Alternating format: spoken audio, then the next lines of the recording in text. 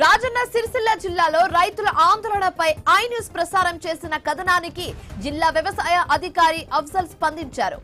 అవనూరు గ్రామంలోని fertiliser shop లో తనిఖీలు నిర్వహించారు. వ్యవసాయ శాఖ అధికారితో పాటు పోలీసులు, రెవెన్యూ అధికారులు నకిలీ ఎరువులు వేసి నష్టపోయిన రైతుల పంట పొలాలను పరిశీలించారు. రైతులతో మాట్లాడి వివరాలు తెలియజేసుకున్నారు. వ్యవసాయ యూనివర్సిటీల నుంచి శాస్త్రవేత్తలను పిలిపిస్తామని హామీ ఇచ్చారు. ప్రస్తుతం ఫర్టిలైజర్ షాప్ లో ఎలాంటి మందులు అమ్మకూడదని ఆదేశాలు జారీ చేశారు. 15 రోజుల్లో షాప్ లైసెన్స్ రద్దు చేస్తామని జిల్లా వ్యవసాయ శాఖ అధికారికి వెల్లడించారు.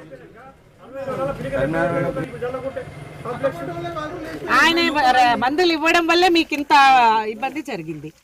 ఆయన అలాంటి మందు ఇవ్వకూడదు అనేదే కదా మీరు వేశారు తీసుకొచ్చి నమ్మకంతో. మీకు నష్టం జరిగింది. ఇప్పుడు ఆయన వల్ల నష్టం జరిగింది కాబట్టి అందుకే ఇప్పుడు పోలీసు వాళ్ళు కూడా ఆయన తీసుకురండి, పోలీస్ స్టేషన్లో పెట్టండి అన్నారు. అంతే. మరి ఇంతమంది రైతులకు నష్టం జరిగినప్పుడు ఆయన్ని మనం స్పేర్ చేసేది లేదు.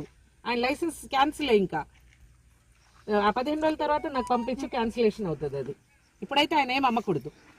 అది ఇదొకటి, మీరొకటి మాకు పేపర్ మీద రాసి ఇవ్వండి, మేము శాస్త్రవేత్తల్ని పిలుస్తాం. వచ్చి వాళ్ళ పరీక్ష చేస్తారు. మళ్ళీ ఏమన్నా వేరే మంది వేస్తే ఇది నిలదొక్కుతుందా అనేది కూడా వాళ్ళు చెప్తారు మనకి. కావాలంటే నేను రేపే పిలిపిస్తా. యూనివర్సిటీ ఇక్కడే ఉంది, జిల్లాల్లో జగిత్యాల్లో ఉన్నారు శాస్త్రవేత్తలు. మీరు ఒక్క లెటర్ రాసి ఇవ్వండి కంప్లైంట్ కూడా, అంతే. బాలికపై